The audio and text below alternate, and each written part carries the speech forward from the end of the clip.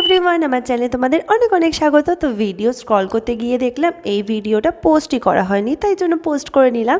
তো সেদিনকে সকালবেলা উঠে দেখলাম খুব জোরে বৃষ্টি পড়ছে, তাই আমি চলে গেলাম ছাদে। তো ছাদে গিয়ে কিছুক্ষণ বৃষ্টিতে ভিজলাম, তারপর মায়ের বকা খেয়ে চলে আসলাম নিচে।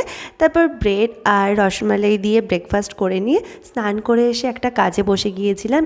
এই ফুলদানিটা বানাচ্ছিলাম। আমার না একটা ছোট্ট বিজনেস আছে এই হ্যান্ডক্রাফটের জিনিসগুলো বানানোর। তো একজন অর্ডার দিয়েছিল, তো তার জন্য এই জিনিসটা বানাচ্ছিলাম। এটা বেসিক্যালি ওই যে প্লাস্টিকের যে কোল্ড ড্রিঙ্কসের বোতলগুলো হয় সেগুলো দিয়ে তৈরি করছিলাম ফুলদানিটা। তো সারাদিন আমার এই করতে গিয়ে দিনটা আজকে কেটে গেল। তারপর পুরোটা কমপ্লিট করে নিলাম। খুব সুন্দর লাগছিল জিনিসটা, সবাই বলছিল। তারপরে এই নিচে যে ঘাস টাইপসের হয় এটা না দিলে ঠিক ভাল লাগছিল না। তো এটা কেমন হয়েছে তোমরা প্লিজ কমেন্টে জানিও।